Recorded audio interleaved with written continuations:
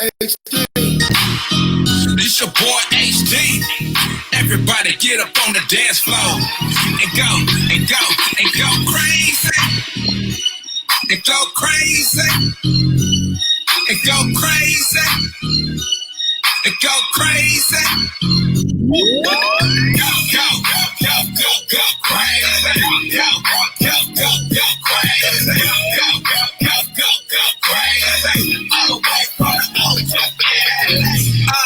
go crazy like a dum-dum. East side homeboy, where I come from.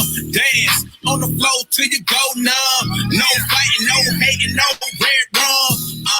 This is O City. All the way to the bay, hit the bass, feel me. Catch a case cause it's beating up your Chevy. Get you moving side to side, getting all sweaty. Make it work it out. Turn the volume up loud. It's a draw crowd. Make it all shout. Go crazy. All the way from the O to LA. Hit play on the track and I'm ready. Like a quarterback, Tom Brady. Get you all in the frenzy. Go crazy. Go crazy. Go crazy. All the way from the O to LA.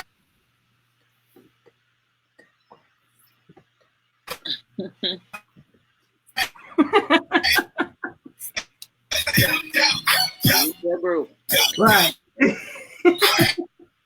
We'll be here when they get here. Right.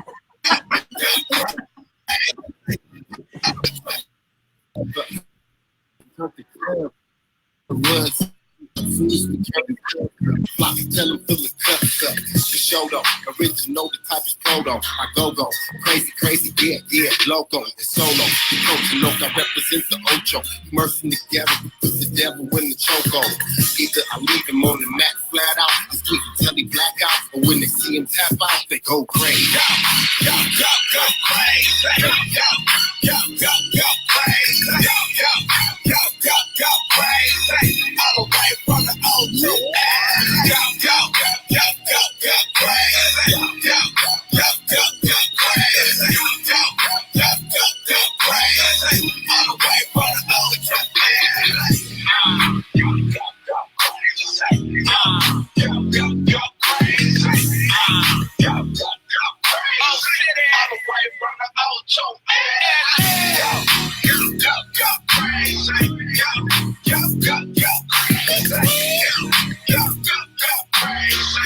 the way from the Ocho.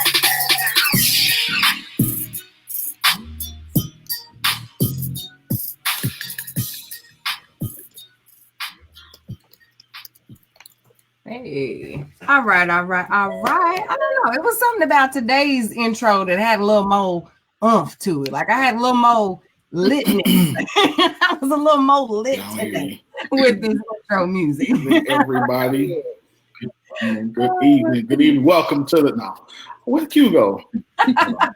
Welcome to y'all. Welcome to the Scoop Radio Show tonight. We got an awesome show tonight. The awesome show tonight. We got a lot to talk about. Q, you talking? I can't hear you, so I'm gonna shut up until that talking. Yeah, I was talking. I can't hear. Well, good evening, everybody. Like Wynn said, it is time for the Scoop Radio Show, and we are so happy that you are here with us. We have a really good show planned for you tonight. We've got Dan Thomas joining us, so it's going to be a really awesome conversation because Dan is like, yeah, I'm here for Dan. I love Dan's post and his commentary, so I'm sure tonight's show is going to be lit. We have some news that we've been chatting about for hours now that I know is going to run over, and I'm excited for that. So I'm going to hush and go ahead and not hush yet. I'm going to get the rules and our little ways of working here at the Scoop out of the way so we can go ahead and get into tonight's show. We are an interactive show here at the Scoop Radio. We want you to share this feed. The feed that we want you to share is the one titled The Scoop Radio Show. That is the one where you comment and we can post your comments live on the thread on the screen so everyone can see what you're saying and we can all have one big happy conversation. So like I said, I want you to share and we want you to comment, to give us your reactions, all that good stuff, and be sure you are sharing the Scoop Radio Show post. Throughout the show, I'm sure Wynn is going to hit us with the polls. I want to go ahead and give you instructions on how to participate early. When you see our poll question pop up on your screen, it's going to show up in another little box in the corner. You will then see a circle show up in your comment section. You click that circle, you're going to see a little column bar graph thing. Click that, you'll see the question and your options. Select your options, and voila, your response will show up on the screen and be tallied with the rest of ours. But you also have to be watching the Scoop Radio Show live feed to participate in the poll. So I believe that is the way that we get down around here at the Scoop. So it looks like Wynn is taking a quick little break. So I want to go ahead and say, hey, sis, how you doing? Hey, Ponytail. She came out to play for a little bit. She wanted to be on the radio. Yes, I love it. How you doing? I am doing well, ready for this good old show. I've been waiting all day. Yeah. But tonight, so I'm ready to get it in. Y'all know we have a good time here on the Scoop, so I hope y'all ready too. Yes, it's gonna be a live one. Wynn, how you doing, bro? I am fantabulous. Good. How are you doing? I'm well. I'm having a good week so far. So I'll take it. We had a real good weekend. I got to see Sis. We hung out on Sunday, made some coins, and hung out with some good people, networked and that thing. So we started our week off good. Looking forward to the rest of it. That's what's up. Mm-hmm. Did y'all already hit the share button and make sure they drop their comments and all that stuff? Yes, sir. We ready to rock with news. What you got? All right, tonight in the news, we're going to start off with the ugly. NYPD officer will not, I repeat, will not be charged, will not face federal charges in the death of Eric Gardner. So the DOJ is not bringing charges against the New York police officer who accused of choking and killing Eric Gardner nearly 5 years ago. Federal prosecutors with the Eastern District of New York announced the decision in a press conference late Tuesday morning. U.S. Attorney Richard P. Donahue said there wasn't sufficient evidence to bring federal civil rights charges against the cop who allegedly placed Gardner in a chokehold. In the end, Attorney General William Barr made the final call not to seek charges. He said that the evidence here does not support charging the police officer, Daniel Pantaleo, or any other officer with a federal criminal civil rights violation. Admittingly, many may disagree with his decision. Now listen. You don't say. I mean, we saw the video. Yeah. I'm trying to figure out, like, what other information do you need besides the video of you choking bruh out? So, I'm going to let y'all start. Kels, what do you know? I just want to say, when I got to the end of the article and they said that he has been on paid desk duty for 5 years and got a raise. Do you hear me? This man still getting raises and everything. It's a disappointment, but it's not a shocker. I mean, it really, I hate to go there, but it really makes you think that that's what they own. Like, y'all really out here trying to shoot black people and kill black people, get away with it. So people of authority. Just choking folks out. Yep. Choking them out. Use whatever force they can, and it's not a problem. Like, I don't understand why the powers that be wouldn't think that's an abuse. Yeah. I have a thought on that. The reason why we can see the videos and they still get off and they blame it on the law and sufficient evidence is because a lot of these laws that are being pulled out in these courtrooms were written when it was perfectly fine to choke out, shoot, hang up, string up, snatch out of the house in the middle of your bed. Like, that was okay. So there's not going to be a room for interpretation, room for emotion, room for outrage of the black folks mad that you choked us out on the streets in 2019 or 2015 then? What? 14, 15. 14, yeah, like, so no, there's not going to be any room for that in our laws because no one has moved to actively change those laws. No, there's no real traction behind changing those laws right now today to make that so. We're still being able to pull laws and precedents set back from eons ago that no longer apply. So therefore, all of our outrage, all of our tears, all of our festivity is for naught because the laws have not changed. And until they change, we can watch videos all day. Not gonna change a thing. They're gonna keep walking and keep getting raises. It's gonna happen. Keep happening. We see, and that's what we've been saying. We definitely got to do something to change the law. But again, I think that the problem is what do we need to change the law? Vote people in that are going to fight just as much as we do. Actually, more than we do, because a lot of us just fight online. We need folks that are going to take those words and hit the streets, hit the courtrooms, get the petitions, get the people to show up. We have to vote for the laws because they start locally. We have to show up. Like, this is not just, oh, the white folks again. Like, we cannot keep saying that. As much as easy as that is, as natural as that may feel, considering it looks like a cause and effect. It's easy. Go for the folks that's causing the issue. They don't see it, go for them. That's not where it goes. They speak where money is, where numbers are, where results happen. We do nothing but complain about stuff and cry and raise hell in the streets. We need to cause change, make results. That's what they listen to. That's never changed throughout all the years. That has never changed. But people have to step up. You can't just go to a march or form, groups if you're not willing to take action. So, yeah, I agree. Keep going. All right, next up, this is one that I know that we have all watched and supported. So after 15 years, excuse me, Tondaleo Hall clears I hate this word. Commutation. It's like saying Deuteronomy.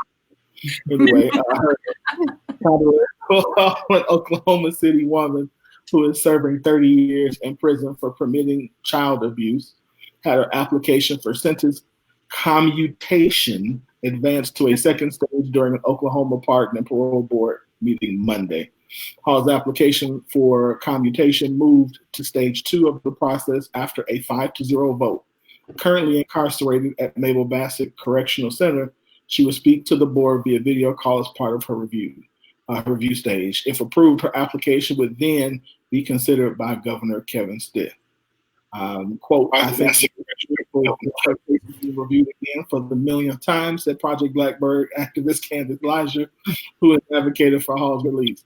The way we criminalize mothers, the way we criminalize women, the way we criminalize Black women, the way we criminalize the domestic violence survivors, I think Hall deserves freedom. So the board is set to meet at 8:30 today, but Hall's video conference is expected to occur in October, says her attorney. Q? I am very excited for this news. Y'all know this story is one that has been close to me for a long time, and I brought it to the scoop, and it became something important to us, and have followed it throughout the years and have been frustrated at the lack of movement in this case.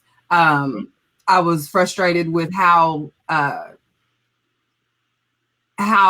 Candace put in so much work and had so much traction, and then it was thrown to the wayside. This entire case, in my opinion, from the beginning through all of its advocacy, has been handled very, very recklessly. So to see that she has now been granted this second level of her commutation hearing gives me a small level of hope. But I cannot deny that I definitely am in alignment with Candace is in her responses as far as for the millionth time, that we're doing this again. And again, to me, this goes back to the roots of our laws in Oklahoma. Oklahoma is not friends to women. And the fact that we have a law like this in place with all of the things that we know about abuse and what it can do to our psyche and all of that, to know that this woman has been away from her children for 15 years and this man did 2 years for actually doing the abuse. Yeah. blows my mind. And I read I just want to notice one of the quotes, because a lot of people say, well, what mother allows this? What mother allows this? On our non-abuse experiences. And, we can speak from that space, not experiencing that. But Candace says, I don't think she knew. In fact, the abuse that led to the swelling, that led to her calling and taking them to the hospital, and the arrest all happened the night that she was gone with her father, secretly looking for houses so that she could try and get away from this man. So, like, if you infer with your critically thinking mind to the thought, the events that led up to even that space, and to know that your time could possibly be ending to abuse this family further, because she might have been making moves that men pick up on when you're controlling and manipulative like that, that could have been the straw for him as well as her that night while she was out looking for houses for them to be in. He may have known that. That could have been what caused that issue for them. That turn of events for them. And that's just so crazy that where do you go?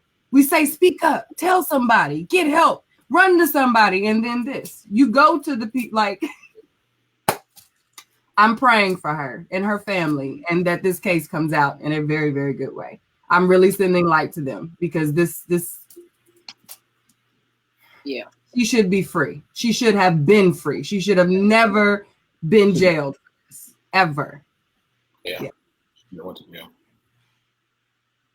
Kel? I mean, I feel the same way. I was just reading the part about them saying that she testified and that the judge actually gave her this time for, I guess, perjury on the stand or, something like that. But just to see that, the man actually did it, only do 2 years, and she's in there for 15. And I mean, and 30. Like, 30. Huh? 30. I'm saying what she's done so far. Oh, he sentences that the fact that nobody has been compassionate enough to really think about what this woman was going through. I mean, dang, after 2 years, y'all couldn't let her, you know what I mean? So that was just my disbelief and shock in this case. And I wrote letters when we were writing letters. For her, so yes, this is a step, but let's hope she gets all the way to the end. Make it work. Yeah, home. Yep. Definitely. All right. Last but definitely not least. Last but definitely not least. So Daniel Craig, who currently plays 007, had decided that he's no longer going to play that role, and so they had to find, of course, a new 007. And so they have announced that the new 007 will be British star Lashana Lynch. It says that. So the article says that British star Lashana. What's going on with my reading? Lashana Lynch. Bond's License to Kill is the 25th movie in the franchise, currently being shot in Italy and in the UK. However, traditionalists can relax. She's not the new Bond, but she's a new character to take over a secret agent number after he leaves MI6. The story begins with Bond's retirement in Jamaica, but Spymaster M, played by Ralph Fiennes, calls him back in desperation to tackle a new global crisis. So we got a black woman who's the new 007. Yeah. Yeah. Kel, go ahead. I love it. I'm excited. I can't say I'm just the biggest 007 fan, but I watched the movies. I can't remember if it was a cartoon or was it a TV show back in the day. But I recognized it. And hey, I'm here for it. Black women take over first. We the little mermaid. Now we 007. Yes. I'm here for it. Black girl magic. Black girl, we taking over. We gonna be all the parts. Yeah. I like this. I like this because, for one, they did not completely rewrite the movies. I too am not a huge 007 fan, but I have watched some of the more recent movies. Like, I like action movies, so I haven't completely ignored them. So I'm familiar, and I too wanted to be true to the action, true to the plot, and how, you know, well written. Like, they're good movies. If you like action movies, you enjoy 007 movies. So I didn't want them to just throw a woman into the movie and then it be what. But you also have to think, if you watch the movies, there's always been strong female characters in these movies. They aren't, you know, necessarily they're strong co-characters, but they don't play leads, you know, names that you remember. They're Bond girls and things like that. So I like that with the times as they change, we can come out of that nice little woman or sex kitten in the corner with the nice lipstick gun that comes up, shows up, pew, pew, pew, and then she has to get rescued by James Bond, and she soaks up, you know, like, that's not women these days. That's not how women want to be perceived every time. That's not how our reality is, because in a lot of situations we do save the day. So why shouldn't we be perceived in that manner? I've heard people say, we'll make a new movie with women and a new character and all that. You wouldn't go see it though. You wouldn't go see it. The fandom that comes, we'd go see it, but then you would put it in a movie of you'd niche it so far out of the rankings, it would become another Black movie that we'd never hear from again. You know what I'm saying? Like, that's the reality of marketing, and how, if you want to get it seen, you got to have somebody get there. You know what I'm saying? You got to bring the people to it, and that's not gonna happen if we niche it away to make it a Black girl magic movie. It ain't gonna happen. So I like that they're making it authentic. Like, it's not authentic. It's a natural transition with the times that we're in right now. I think it fits well. And I'm cracking up at the criticism. Let me just say that Miss Lashana. Pew pew. Yes. Yes. The pew pew comment was hilarious. I think this was a very good pick. Now, a couple of years ago, I was looking back. I wanted Idris, which I think most people wanted a couple years ago. Now Idris is married. The star has faded a little. I think this is a great pick. I'm looking forward to what they do with her. I'm looking forward to, like you said, to some of the role reversals, because I'm hoping that first of all, I have seen every single Bond movie. Okay.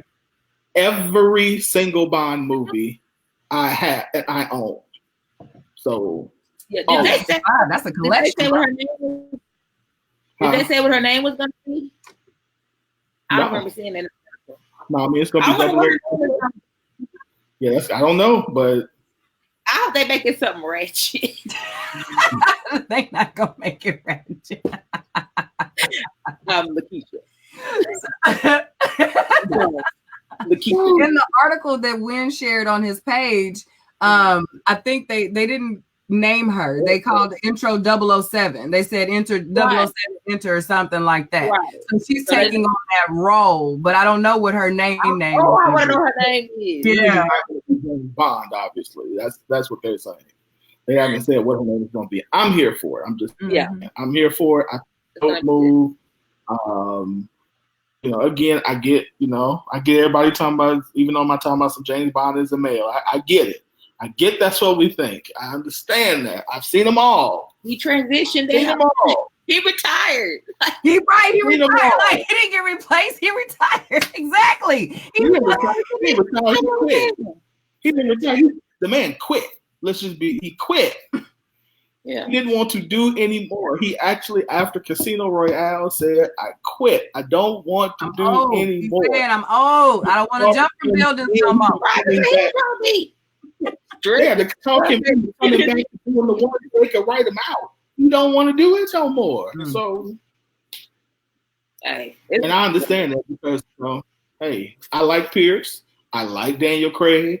Actually, I think Daniel Craig to me was probably the worst one, but I didn't think he was I like Pierce Brosnan. He was probably my favorite. I like the guy before him forgot his face. I see his face, but I like them all. I have them all. This is a good one. This isn't that big a deal to me. I just laugh at how we blow fictional things, even a Little Mermaid. We blew that out of proportion. Like, they're fiction. This is not real. Why are we so connected? But James Bond is out here really James Bond is like James Bond is the epitome of man swag.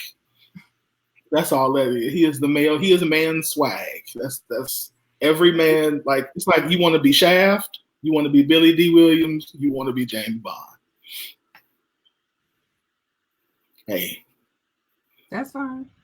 Shaft was good, by the way. I don't know if y'all saw Shaft while you brought him up. That movie was damn good. The remake that just came out. Mm-hmm. Y'all check that out. I laughed until I cried in quite a few places. Like, it's pretty funny. It's a good one.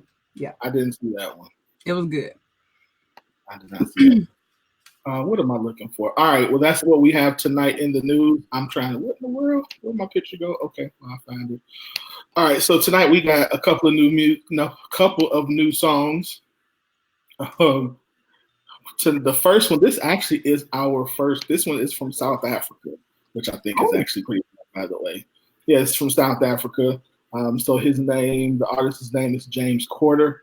The song is called New Morning. Oops, I'm sorry. The news to you is brought to you by, I am hosting a masterclass, the Money Mentor Masterclass this Thursday, called 401ks, the good, the bad, and the ugly.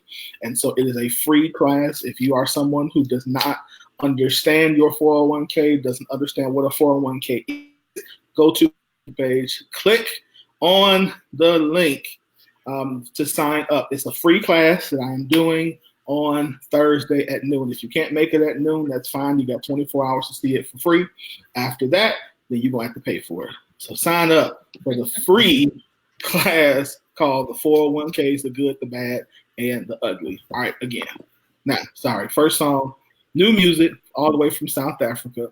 It's called New Morning, and the artist's name is James Corder. I hope you like it. We'll be back with the hot topic after this.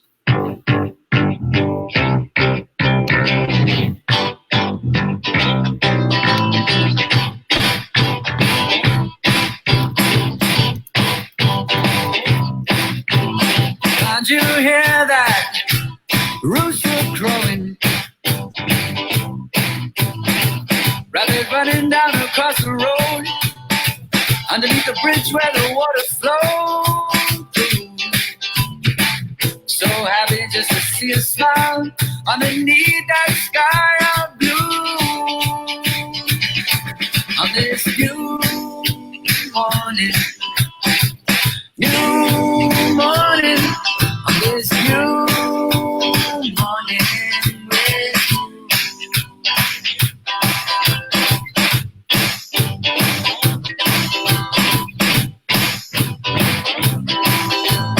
Can't you hear that motor turning? Automobile coming into style, coming down the road for a country mile or two. So happy just to see a smile underneath that sky of blue.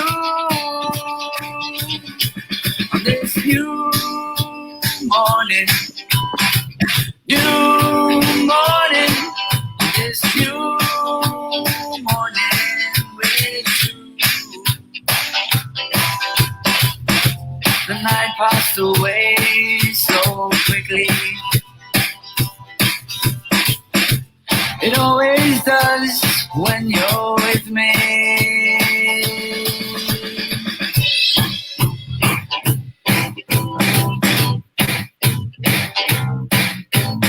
Can't you feel that sun is shining?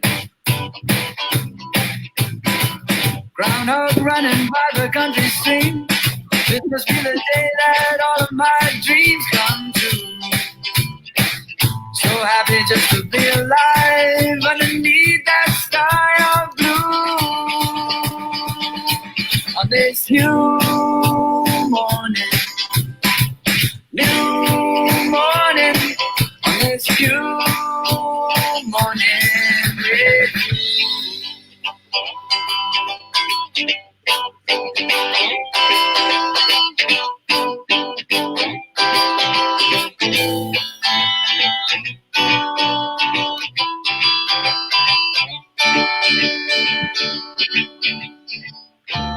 Yonder comes this singer with his gun, crying like a fire in the sun. Look out, the saint is coming through, and it's all over now, baby blue. And it's all over now, baby blue.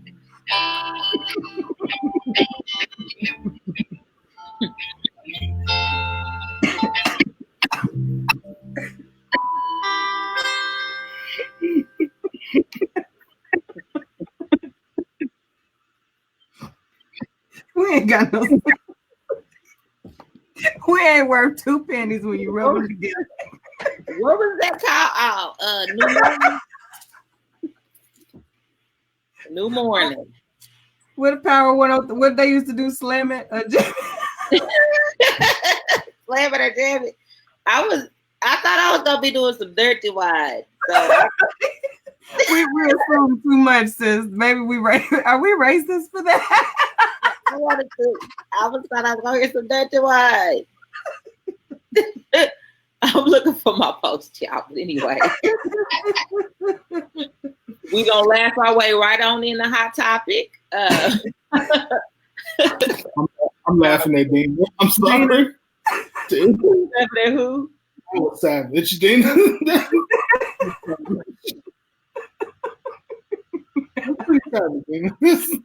She hit us with that emoji like 45 seconds into the song. She was done early. She was like, nope, next. Shout out to Dina. Appreciate you, sis. We right there with you, baby. Yeah, that's my friend, y'all. we keeping you. Yeah, you can sit with us, Dina. No, y'all crazy. Dina just stole the show. Y'all know the hot topic is brought to you by Curvy Kitten Clothing, where self-reflection is perfection. Curvy Kitten is more than a clothing line. It's a movement to realize that loving all of our curves, no matter what size, is the foundation for loving each other. So I'm trying to find this post in the scoop for the hot topic. If you haven't seen the post on my page yet, we were talking about, is it okay for a man to hit a woman if she spits on him? So the post got a lot of action, and while I'm looking for it, I'm gonna go ahead and ask you guys about it. So, a woman spits on a man. Is it okay for him to hit her back? I'm gonna start with Q. Let Win go last this time. Yeah. He's probably got the more controversial answer. My initial response, I took it back to my hustle and flow days. I went like I don't play that spitting stuff. You know what I'm saying? Like, yeah. I'm an advocate for keeping your hands, feet, and other bodily objects and fluids to oneself. And I don't know if it has something to do with us being brown people and how that does something to us, like in our spirit. Like, we have a rage that's called on from the ancestors that happens when we're spit on. From the ancestors. Yeah, because it seems as though we don't spit on each other like that. You know what I mean? Even amongst ourselves, when we get mad, that's not how we respond. That is usually what white people do when being mad. You know, it's just, and it's disgusting. Like, on top of the disrespect, it's another level of disgusting on top of that. So I would give you all kinds of passes if you as a man were spit on by a woman and you lost all of your good godly given sense. I would give you a pass. And you know, I tell my girls that. I say, keep your stuff to yourself. And I tell my son, keep your stuff to yourself. And when your person is attacked, you take care of yourself. I teach I'm equal opportunity for self-protection, period. So. Right. Well, the first comment on the post said it's above me now. Yeah. It's above me now, gift. Like, yeah. Yeah, we can't be on your phone. Let's see. Miss Cecil said, if I was a man, I would lay that sugar out to get what you asked for. Spit or hit. I do believe in equal rights. Mm-hmm. Let's see. We got some more yeses from Courtney, Lacey, and James. Miss Sherry says, I don't usually advocate hitting a woman, but spitting on someone is disrespectful. And I say, knock her the F out. Mm-hmm. I'm sorry, Alyssa. Alyssa just came back. Not this way. I'm sorry, not you. Alyssa said, hold up there. I'm sorry.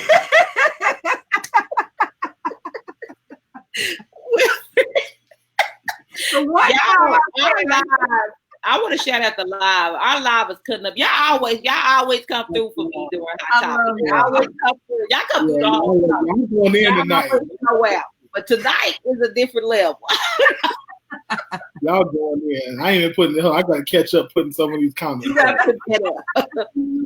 when you being a man. Okay. I think I'm caught up. And I think Kels is froze. Being a man, how would you respond to this? I'm gonna pick up for sis where she got froze and say how would you handle this one?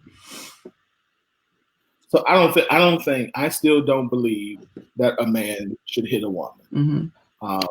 I don't think that that's ever. I don't think it's ever appropriate, unless it is a last resort. First of all, I think spitting is the most degrading and worst thing you could do, pretty much. And so, even saying that, I think that if a man is spit on by a woman, he should not hit. He should. Did you say he shouldn't hit her? He should not. I wouldn't be upset if in the context of him trying to stop her, he grabbed her or picked her up or moved her. Like calm yourself down. They'll shake her. Make her teeth click. Make that apple's teeth click. Dang. But with one of them. I just think that a man is. I think that in general, this is a general statement. In most instances, we are a lot strong. So a man hitting a woman can cause, especially at that level of anger, can cause a ton of damage that a lot of instances he might not be able to recover from. So you hit a woman. So let's play this out. If I am really angry and I hit somebody, I'm probably gonna knock her out. At which point, if she wants to get back, she's gonna call the police. At which point, I'm gonna get arrested and I'm gonna get a felony. At which point, now I gotta go down that road. So what I think in a lot of instances is just to shake her. You can, make her feel the fire, but don't hit her. Yeah, I don't think. Unless you don't have. Yeah, I don't think a man should just pummel a woman. No. But that spitting, y'all, is something. That's the nasty, especially if they go like this. That hot. Yeah. Don't do. Lord Jesus, I can't.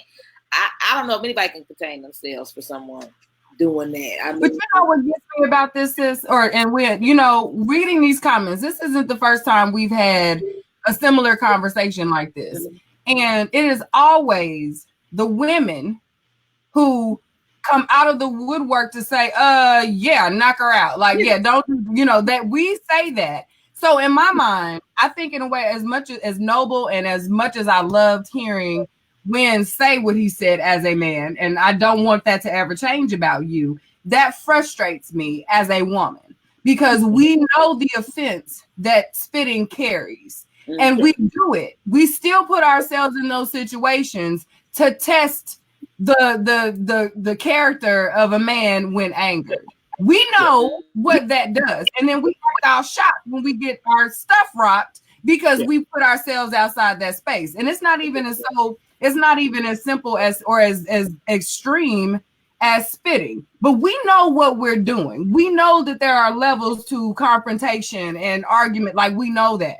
And we're the first ones in hypothetical situations to show that we know that. And then when it comes to us, we got all these different bullet points and reasons why it's different, why we lost our self-control. So that kind of frustrates me when I see these kinds of comments come up, because when we flip it, then everybody gets all, you never touch her, it don't matter what she does. Like, come on now. That's why we gotta be accountable. I think for when you brought that up, I did go and actually read a couple articles to stem from where did the whole, don't hit women idea come from. And it's a chivalristic idea. And I was reminded of the argument that some people have about you can't have equal rights in chivalry. Because if you're chivalristic, you hold women in a higher regard or in that a certain type of woman. So you're going to treat her different than men, period, no matter what. No matter what's going on, whether it's conversation, it's hitting, any of that. So I thought that was interesting. And I do remember, some arguments and articles about that before. So I'm like, we're thinking about the act of spitting, and that's just so terrible. And we're like, yeah. But is it okay if she hit him? If she slapped him, because a woman loves to get a good slap in or something. If she took the shirt, if she did anything to attack him, is it okay for him to hit back? And I totally agree. That's the interesting argument that some people make. Yeah, I agree that that's where it came from. I think, again, it's just, for me, just understanding, again, that we just talked about Eric Garner. So we understand this is now a culture and a system where, as a man, you have to take care of yourself. And again, if it's the right woman, it's gonna cause problems. And I've never been spat on before by a woman. I've been slapped, which is to me the next thing to spitting. So it's like slapping and spitting, like those are like the bottom two. And so I understand that anger and that rage that comes out of you when that happens to you. And I also know how difficult it is not to respond. But at the same time, you have to understand, like this, is you got to play the long game. And the long game is, if I hit her, I'm going to break her nose. I'm going to probably break her jaw. I might, I'm going to I'm going to knock a tooth out. You know what I mean? Like, there's something that's going to physically. And now you have to deal with the ramifications of that decision. That's to me is why you don't do it. Yeah. Now, if you got some female cousins, I did just say I go to the next thing.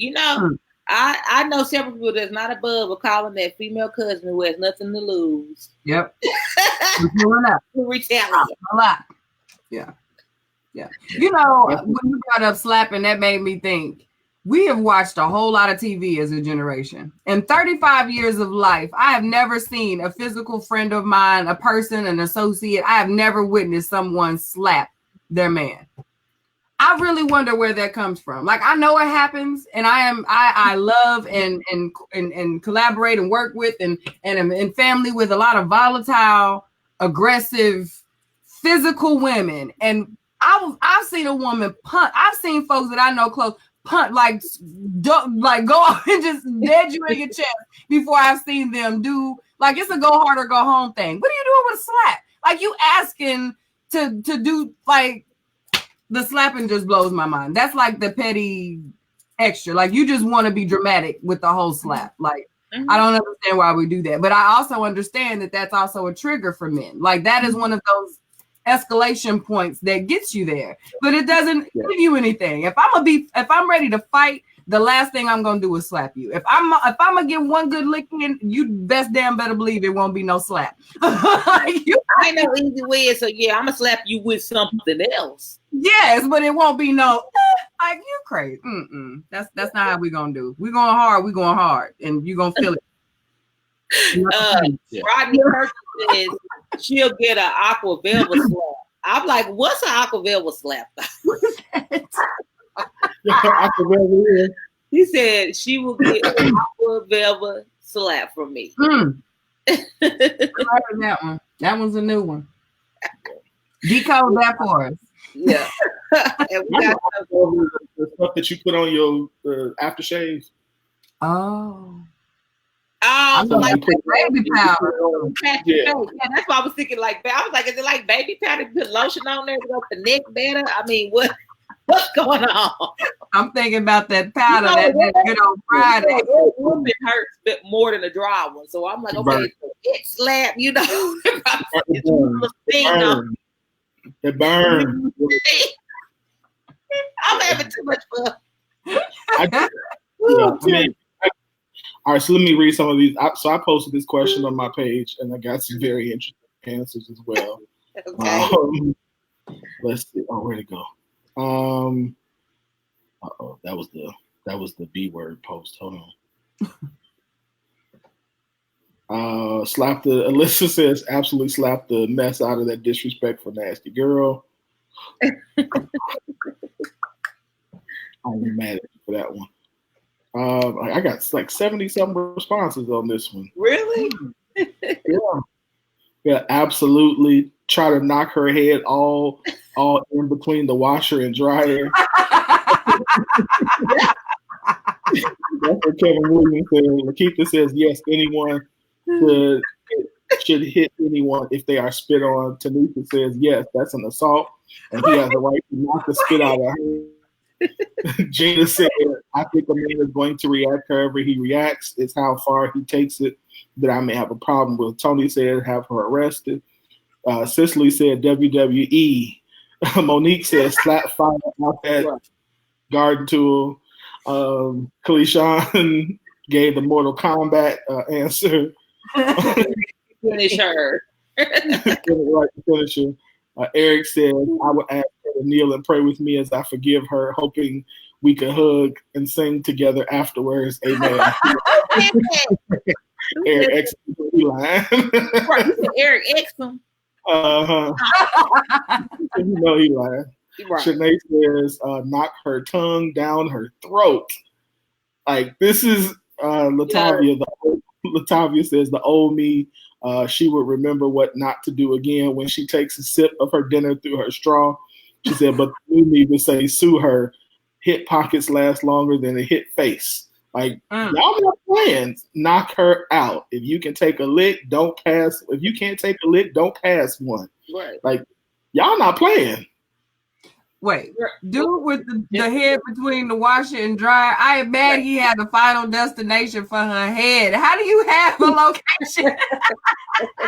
I'm trying to knock her head between the washer and dryer. That's a hard hit, too. Can you know how usually the small space between the washer and dryer? That's a hard hit. That's a like, I'm just good.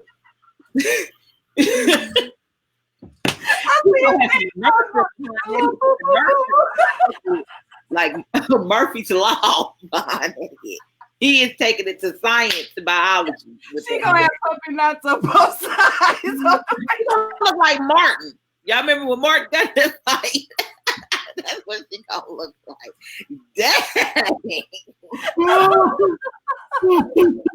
You got me kicking my feet. I said between the washer and dryer, that's serious. That is serious. But y'all might as well call the police before that hit, because that's terrible. I bet you she won't spit no more. She'll never spit again. She not gonna hit nothing. She ain't gonna spit on nothing. Not gonna eat sunflower seeds. She ain't spitting them. She ain't spitting no more. She can't brush her teeth right. No. She swallowed all that. She ain't spitting no more. Truly always hurting. She got the fluoride and swinging around. Oh Lord, he gonna show her. He gonna show her. The Quill said, "Hit her with the power of the Almighty." Wow. Wow. He got that Thor. He got that Thor. Look, Danielle says, that's beyond disrespectful. I'll probably choke the boogers out of her. Teresa says, hit her so hard that you cross her eyes. She said, I might have the space in hell waiting for me if anybody ever spit on me. Right. Yeah. Danielle said Willie Lump Lump. Wilhelmina's Lump Lump. He's trying to knock that into the water. I'm gonna start using that. Make you knock your head between the washer and dryer. Okay. I'm planning my attack out. Right. Is that premeditated? Do you get to say that's premeditated when you know where you want? Yeah, Anna, he told me where he was gonna knock my head. That's premeditated. Oh, no accident. Oh, God. He ain't gonna be able to fight that case. Keep your hands to yourself, ladies. You don't want to be a part of the laundry room with your hands to yourself. Right. I mean, you just got to, you know. And Bird Senior said, "Y'all some thugs in the sky." Someday. I'm calling my cousin.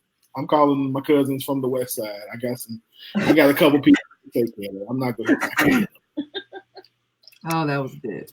That is too funny. So the moral of the story is keep all bodily fluids and hands to yourself unless someone requests that and you're authorized. Yeah. To change food. And no judgment if that's what you into, but consent is what you need there. Consent. The Scoop Radio Show and millions of people worldwide have authorized the complete demise of you if you spit on somebody. It's above us now. It's above us. It's above us. Don't be really lump lump. Don't be a really lump lump. That's what's coming next after you spit. Yeah. And a bunch of from the school. We got nothing but drugs for you. We told you. It's That's next door. That's all right. All we gonna do is bump this post and tag you. We just gonna bump the post and tag you. Or remember? Do you remember the time when we told you no? Do you? Thanks to Miss George Washington for sharing this post and asking this question. It gave us a lot of good laughs and a great hot topic tonight. So shout out to her. Keep being active in the Scoop. I think next we have an interview coming up next after this. This has been a hot topic, y'all. We do have some more music.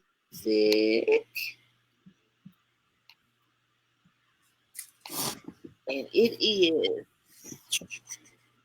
A Time and Place by Bobby Field. Is this one of the men, the pastor trap pastor? Trap pastors. Yeah. We got a good run going too. You're right. She ain't wrong for asking because we done had some questionable ones here lately. Trap pastors. I like that. Oh no. Hey, you rapping off. He gets down through there. Through all the time. Oh god. No, that's not who this is. When you give it your best and you give it your all, and they still tell you all you do is stand tall. You evolve through the dog, trying to ball till you fall. Said it's gotta be a bigger picture, niggas think it's small. Thought about a damn mall, show it for a damn bra. Rent time come around, hide from your landlord. Not a man, you're a boy. From a fam, I destroy anything in the damn way, including it in yours. Looking stupid in your loss, see the future in the flaw. See the Jews and be the cause, fishing for. Why they talk, true or false, true or false. Who the boss, I come off, you too soft. See, I played my position, I held down my part. I'm destined for greatness. I know I can make it. Patiently waiting. I'm thinking about taking it. Tired and I'm aching. I'm down on the grind trying to find me a way in a time and a place. It's a time and place. Gotta get it by any means. Grind night and day. I got something on my mind. No time to play. Trying to find a way in a time and place. It's a time and place. Gotta get it by any means. Grind night and day. I got something ain't on my mind, no time to play. Trying to find a way in the time and play. Looking to my back, so I forced to pay the puppet. Never underestimated man. The struggle had to tough it, had to rough it. This is dominance, prominence with this simple harmony with this written sin. Lord, please, release me from this ignorance, diminishing significance, vanish you like a candidate. Damage you with this manuscript, vanish just how we handle it. Carnivorous seeking beef, delivering here to speak, shivering, feeling weak. But no spleen, you haters can fall back. You talk and jaws flat, rewind and pause that. You think you speak real, like stupid, there's all facts. And stupid, this false rap. You with the boom that, my crew with a few cats. You get your nigga the mic, like do a new cats. Like do a new cat, original, flow mentality, it's all real. It's a time and place, gotta get it by any means, bright night and day. I got something on my mind, no time to play. Trying to find a way in a time and place. It's a time and place, gotta get it by any means, bright night and day. I got something on my mind, no time to play. Trying to find a way in a time and place. Hey, I'm the one that y'all requested, I'm sharp. And the flow is battle tested in the trenches, getting fan after fan daily. Psychiatric evaluation on the track of praise. MC Struggles got his north and south. With the work from my mouth, I get you off the couch. Hand shaking, side to side, hand waving, feet tapping. All from the art of rapping, beat slapping. Sleepless nights in the studio, making bangers. Melodic voice on the hook, R&B singer. The rhyming is easy, the business is tough. Tried to make it off with this talent, y'all, that ain't enough. Gotta have a team, and your track need to be steamed like smoking. Put your grind behind it, make their eyes open. If you in the game, work to be great. Don't trip on success, there's a time and place. It's a time and place, we get it by any means, bright night and day. I got something on my mind, no time to play. Trying to find a way in a time and place. It's a time and place, gotta get it by any means, bright night and day. I got something on my mind, no time to play. Trying to find a way, just know you gotta keep on pushing on the skies. And break, just know you gotta keep on pushing on the skies. And break, it's a give don't give up on your dreams. Time and place for everything. Don't give up on your dreams.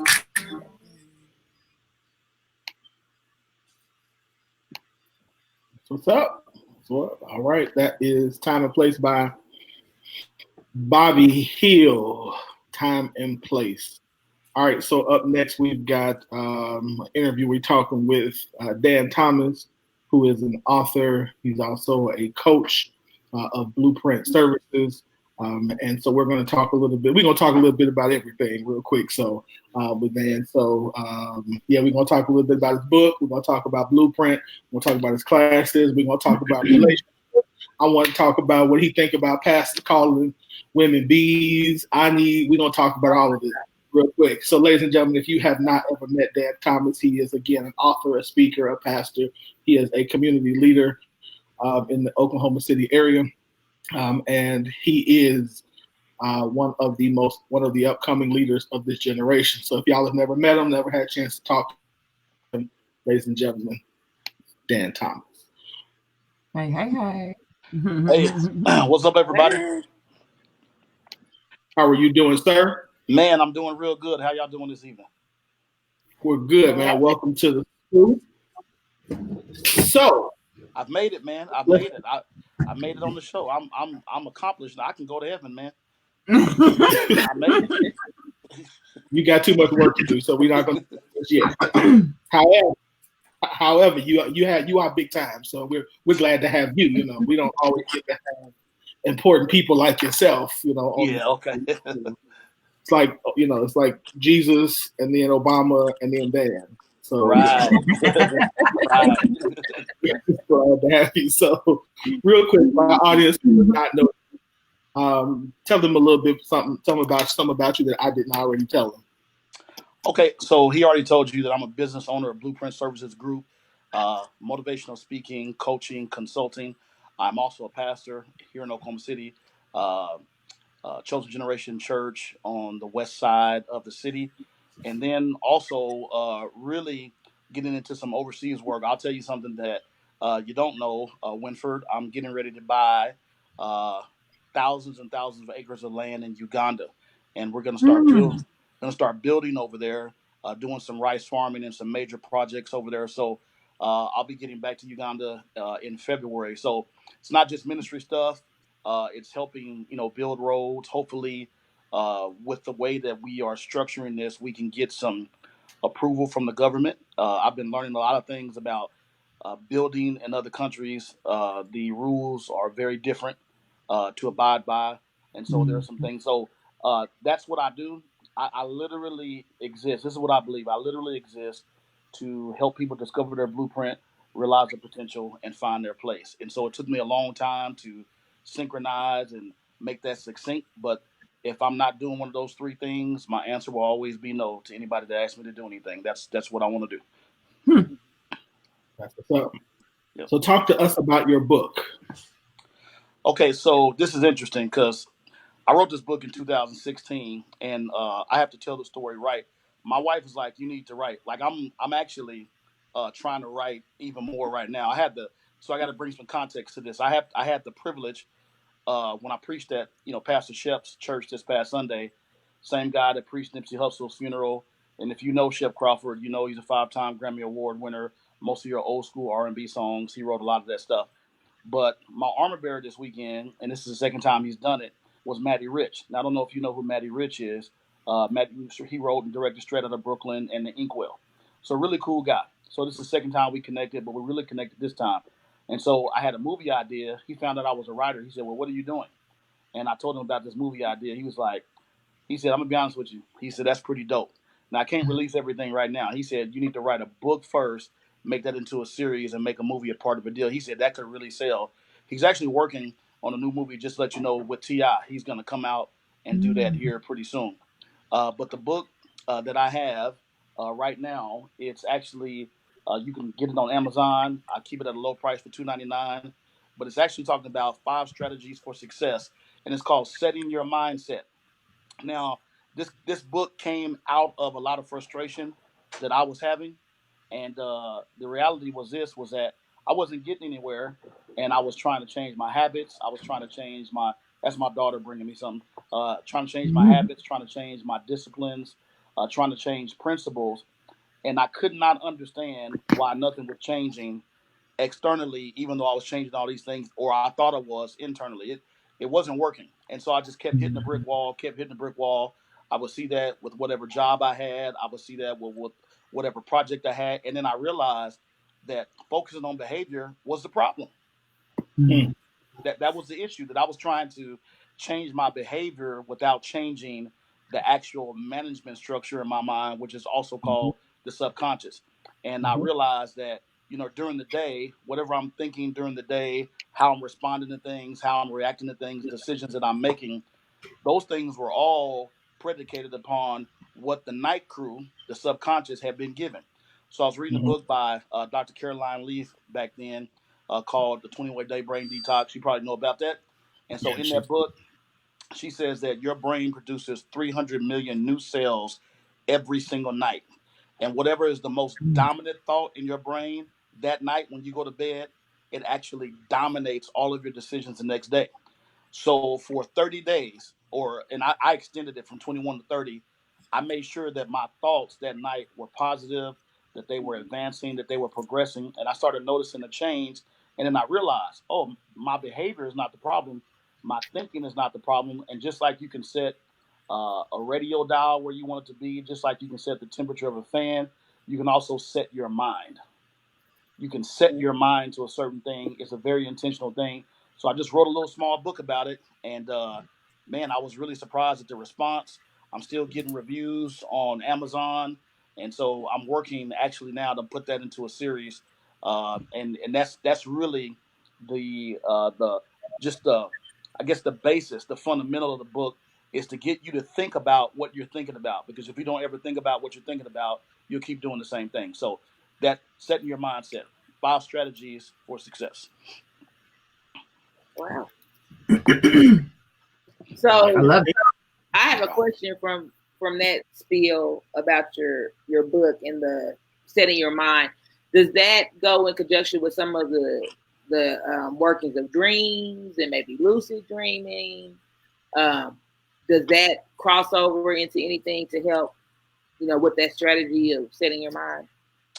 Well, I don't know anything about that, but this is what I do because, Winford told me that I had to be inebriated to really get into the dream. No, I'm just messing with it.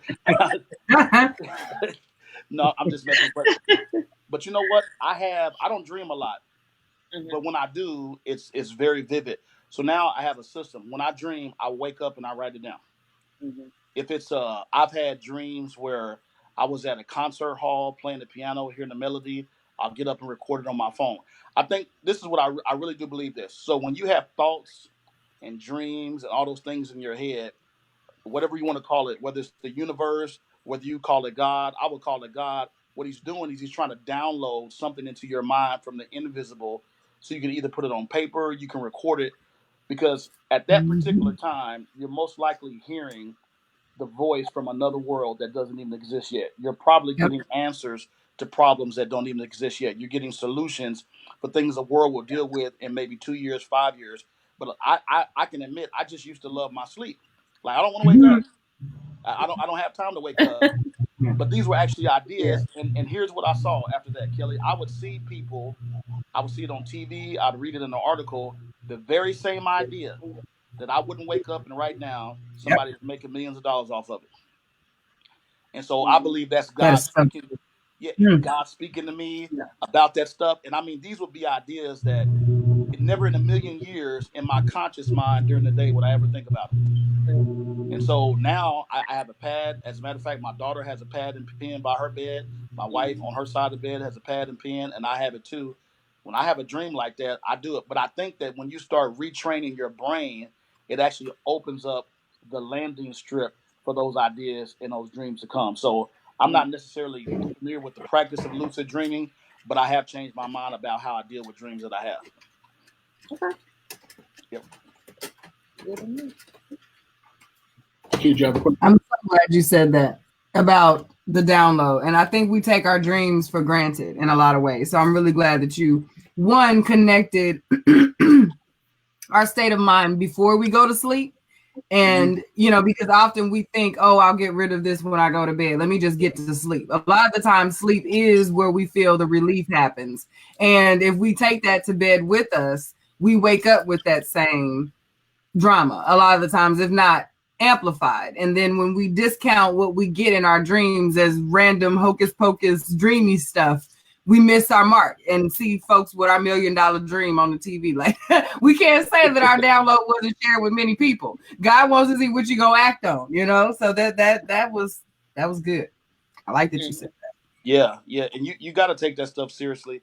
I realize now at 41 years old, and I know that's not super old, but if I'm still getting these ideas, then my assignment has not been canceled. I think a lot of people when they're trying to set their mindset, you got to realize whatever your mindset was set to before you tried to change what it was set to, you're a recipient of the product of social conditioning wherever you come from.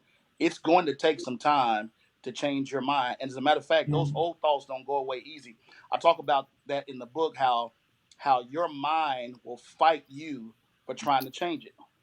Yep, it'll do it. There's a system that Reverend Ike, and I know a lot of Christians, they didn't like Reverend Ike, but there's a system that he used to have called be, do, have. Well, what a lot of people, what they would do is they would try to have first, and then they would try to do and then be. That's backwards. He says you have to be whatever it is you're trying to get.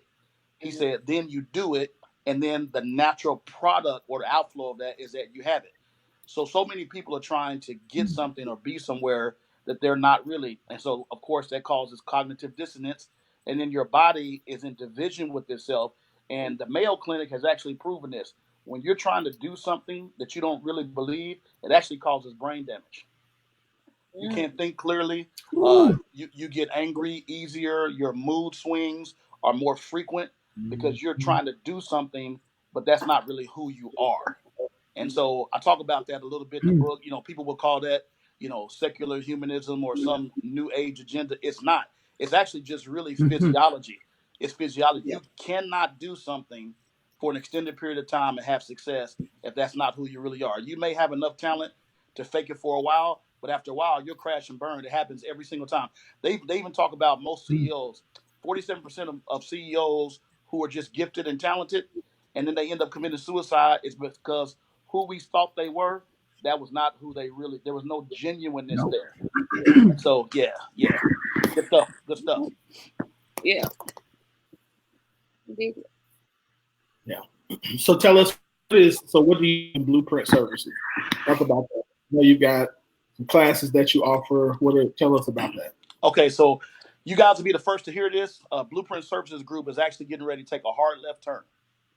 So Blueprint Services Group is actually it's gonna be changed into DT Discover. So I just told you that the 3 things I want to do is help you discover your blueprint, realize your potential, find your place. That's in the process right now. So ultimately what I do is I help you discover where you are. If I can help you discover where you are mentally, doesn't matter where you are, then once you're honest about where you are, then you can kind of go, because the thing about it is, what is the root? What is the root? And the reason why I use the word discover, because the reality is that most of the time it's right in front of you. You just can't see it. You've got an accumulation of experiences that are blocking you from seeing it. So I just help you discover that. So that's going to move into, I'll be honest with you. Sometimes you don't have to reinvent the wheel. I was looking 6 months ago, I was looking at Eric Thomas's website, and his website said ET Inspires. I was like, I kind of like that. That's simple. So DT Discovers. So one of the things that I'm doing is I'm moving the brand from the company name to myself, because I think I can do better with who I am, and I want people to see me. So I'm doing that. The other thing is that I think that it's more marketable, because if I can show people from a very personable, transparent perspective, hey, this is where I was. This is exactly the steps I took to change my mind. There's no hidden anything. If you do this, it'll happen. So that's what's going on now. And then I'm actually taking a class myself, and this is for anybody that listens. You got to invest in yourself. Yes. I paid $2,000, and I'm learning right now how to position myself online. So, everybody that took Discover You Academy and you paid $25 or $40, or those days are leaving. That signature program is going to be. I'm developing I've already developed it, but that mid-tier program is going to be about $497. That signature program is going to be about $2,000. But I can guarantee. I had a lady that took Discover You Academy 3 years ago for $25. She wrote a children's book. In the next 90 days, it was #1 on Amazon in 2 weeks. That's a real testimonial that I have. It was, it's incredible, just incredible. So, so that's what's going on, Winford. That's what's getting ready to happen. You will see that probably in the next 60 to 65 days. I'm on a timeline right now. Okay. Wow. Nice. Exciting. Yep. All right, so I'm gonna shift. You just celebrated 10 years, 14 years of marriage. Well, it'll be 14 in February, but yeah, 13 in February. 13 years of marriage. Talk to us about. So you and I talk a lot about. So talk to us about relationships, marriage. As a man, what have you learned the most about marriage? Well, here it's a really hard question, because there's so much. But I realize that me and my wife, we spend too much time, probably me more, trying to fight for individuality. I think the hardest balance in marriage, to me, is trying to balance this whole becoming one thing versus individuality. Because like at the beginning, you try to force each other to be the other person. And I didn't realize that, when I get up in the morning and look in the mirror, it's easy to be Dan. I've been doing it all my life. I'm trying to force her to be her, to be me, and then she's trying to force me to be her, and it just didn't work. I would say this, probably in the last, if she's right in the other room, she probably can hear me anyway. So here's the deal. Probably in the last 3.5 to 4 years, we're finally learning, okay, it's okay for you to be you. It's okay for you to have your nuances, your flaws, and I'm accepting all of that. And so our individuality now is being embraced as opposed to trying to force this oneness. The other thing is that, you know, I just didn't realize, I mean, you read about this stuff, you hear people talk about, I didn't realize that marriage is a constant, uh, it is a constant thing for humility. I mean, constantly you're having to submit yourself to each other. You just don't get your way. All the guys, I'm gonna just say this because I hear people say this all the time. Man, I can't wait till I get married. I got my one lady. Doc, I'm gonna get it all the time. No, you're not. You're just not. It don't work like that. As a matter of fact, I mean, me and my wife even talked about sometimes that's a chore because you got stuff going on. And for those of you who haven't figured out, I'm talking about sex. I know y'all know, but I'm just saying, it's. We can say that on. We can say that on the show. Safe place. That, and then you start, and then sometimes, you know, people say, "Oh, well, she changed, or he changed," and that's really not the case. I had to realize that too, that she was going through something new, and so she responded in a way. I remember my wife, very small lady, but she had type 2 diabetes. She found that out 4.5 years ago, and she just, you know, she was drinking water all the time. I mean, things were just changing, and I had to make some adjustments. You know, and it was a big adjustment for all of us. Now she's pretty much on top of all that now, but at the time, you know, when she found out, she was crying. You know, as men, we can be impatient. You know, suck it up. It's gonna be all right. But I realized really like within 1 or 2 days, it wasn't really a spiritual situation. I just need to be there. So marriage is a constant tug and pull. It is great. I'll be honest. If I had to come home to nobody after being married almost 14 years, it would be a very weird thing for me, and I would need some accountability quick. It'd be very weird.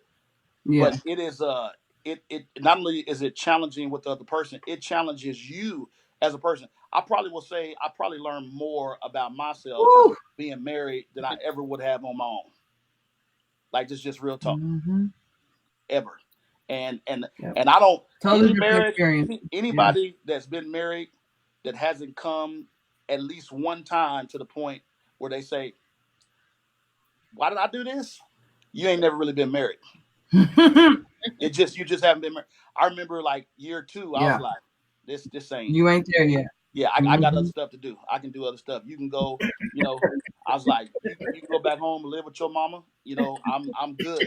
You know, but then you remember I had one of my friends had to do some arbitration for us one time, and he was just like, and I was like, man, but you know, I said she never apologizes. She's never wrong. And I was like, ask her right now. Who you think was more at fault? I mean, you know, I would just blurt stuff out, you know, just silly stuff. Now, after all this time, I'm just like, babe, what do you want? That's it. You know, and little wiser, man. You know, just a little wiser. Why? I totally agree with you. Having been married and now single, it is completely different. I tell they after you, man. They after me? You're the most popular bachelor in the country. Panda. Don't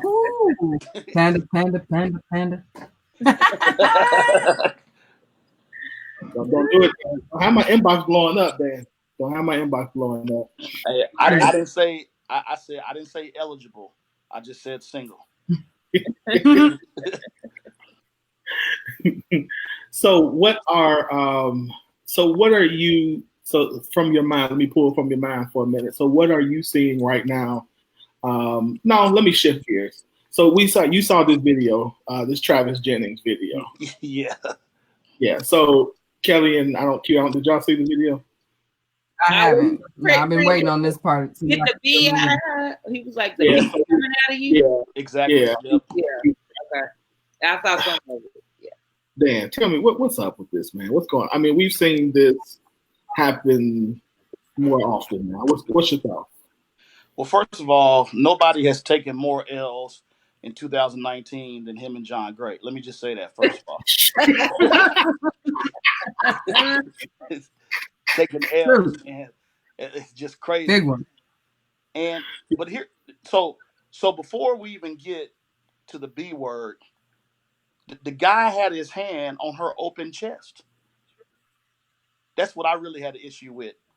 And I think that and so let's just say this, and I'm going to say this because I don't think this is some curse word. There's no such thing as the spirit of bitch. There's no such thing. Mm-hmm. That's some over spiritual, kooky, crazy stuff. But I think he's one of those guys. He's one of those guys that, he's able to elicit emotions in just a nanosecond. That when he said it, and the lady started crying, he started getting even more louder. And he was creating spiritual fireworks on that thing. But here's the deal, and I just challenge. I don't necessarily believe in the black church, white church, but let me say this to anybody who's black that's attending the church. You know whose fault it is? It's the people sitting in the pews. In the pews, we keep letting that happen.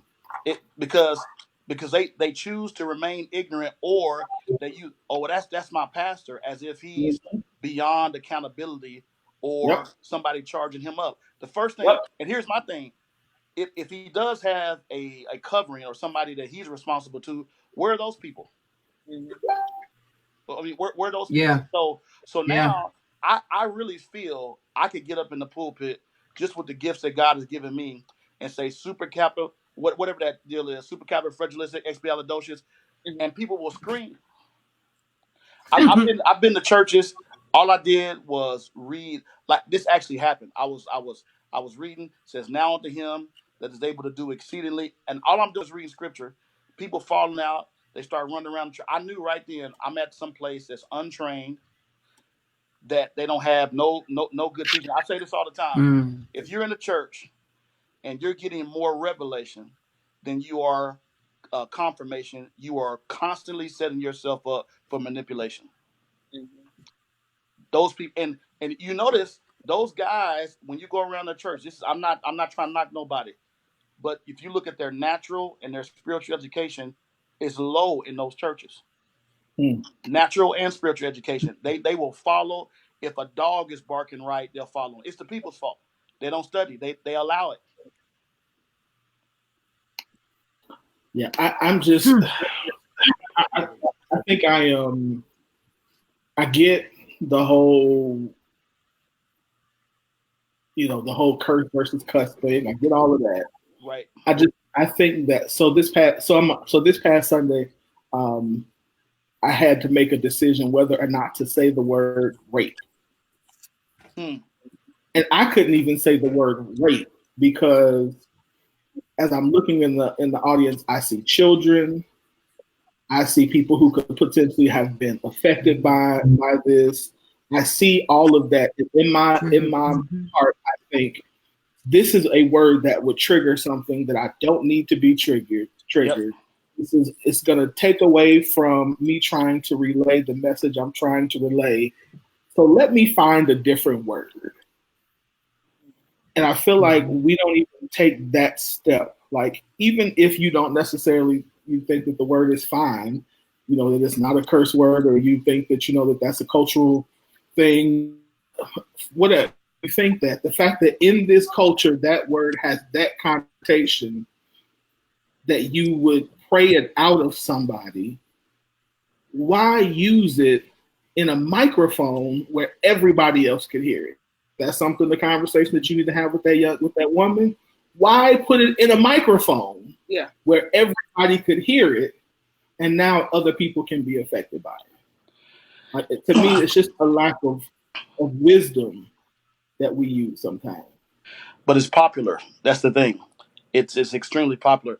As I'm listening to as I'm listening to him, and myself having that same gift, but always trying to have integrity, I noticed that what he's doing is most of the things that he's saying, he's seen by the natural eye.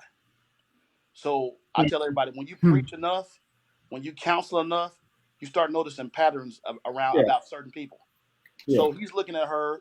She's a larger woman. She's a darker woman. I can tell you, he's making assumptions about what's going on in her life. And 9 times out of 10, when you do that, when you see people in those different situations and you understand those patterns, you're going to be right. And you understand how they respond when you hit the spot. Yeah. That you, okay, I said this, I hit it, let me stay here. Yeah. Let me go. And it's like going to a That's how the over the phone psychics make their money. Yeah. Exactly. But it's true. They pick up on cues that you give them. Yeah. It's like going to a church and there's a woman on the front row and she's got 8 kids, no ring on her left finger, and the preacher says, "The Lord told me you're in need of a financial blessing." Mm-hmm. I mean, Ray Charles could see that, and Stevie don't have to wonder. I'm telling you, man. Right. Y'all catch that when you get home. Yeah. we still praying for Stevie, by the way. Also, can I kind of answer that, Win, before we go on? I think that the whole say it in front of everyone versus save things for private, in addition to it being something that we are entertained by and we feel somewhat elevated by when people yes us or like us, like our thoughts and things like that. We are also in a culture where everyone feels we have to keep it real and you got to get ready for real right now. We don't, I think in everyone's quest to share truth and be a thought leader on things, we feel we've got to catch everyone up. No baby steps, no levels to it, no progression of relationship or conversation. This is the truth, regardless if it's my truth, your truth, a collective truth. This is the truth. Facts. We hashtag facts it. And there so it be, it's the truth. You know what I'm saying? And then we share that, not and irresponsible in spaces like what you all are speaking to, like churches, because this is a place where trauma is supposed to come to be healed. So to have your trauma put on display and then mocked in a certain way, all in the coverage of keeping it real or showing you light or whatever we call it in that moment, I think that speaks to a lot of where our culture is too. And it's affected our church in a lot of ways, because I don't remember church being like this. In certain places, everybody's got a story, but I don't remember it being so provocative in this way. But I think it's been affected a lot by how we're in this, got to be out there. You know what I mean? Say it harder, say it shock, it's frustrating. Like the truth doesn't have to be harsh. Right. I always believe that the truth does not have to be harsh. I didn't mean to stop the combo. I thought that was I agree. That's good. I think every generation kind of has this tug and pull. So there are some things that need to be left in the generation, but there are some things that are, it's cross generational. You have to continue to bring it along so that there be a foundation. And what I'm talking about is that I think in our generation, I think transparency is a good thing. What we didn't bring over from the last generation was discretion. Exactly. And so you got transparency without discretion. Yeah. And so you've got chaos. Like I tell everybody, tell your story, not your mess. Like, people don't know no matter if it's church, no matter if it's counseling or whatever the case may be. If you're going to be a success story, I want you to tell me what you went through, but don't spend so much time on what happened in the past. What's really going to help some people is how you overcame it and where you are now. So that's how people get stuck. And then, I've said this for years. I'll end it here. I said this for years, that the inception of reality TV has caused the drama in people's lives to be the entertainment in my house. And I just don't like it. Now it's in the pulpits. And so basically what you now have is you have gossip mills and rumor mills, and it's really no different. Like people, if we had time just to sit down for a couple hours and I told you guys all the things I've seen, witnessed, and experienced in church, I could literally take all that material, become one of the most famous comics, and never have to work again. I promise you. The stuff that I've seen, because I've been in the back rooms, and this is not a bad thing. It would be the same thing if for a company, but I've been in the back rooms of leadership in churches since I was 13 years old, and thank God that it didn't really affect me. But there's a lot of stuff that people don't know, and if you don't know how to handle that stuff, I had to tell one guy. I have a very dear friend, but I had to be honest with him. He's got a congregation of about 500-600 people. He'd be mad at somebody. He'd come out. He'd start talking about their situation, but wouldn't say their name. So he made 600 people listening to him talk to one person because he was too much of a punk to confront them in the office. And I told him that. I told him, I said, what you're doing is punk pastoring. I said, if you can't confront that person one-on-one, I said, then it's time for you to get out of the pulpit. Yeah. 500 That's not a people leader. to listen to you talk to one person. Yeah. Oh, that's so good. That's so good. Parents with their kids. You know? Teresa said, well, I'm talking in your ear, no one can hear. Exactly. Y'all, That's exactly right there. Exactly. Yes.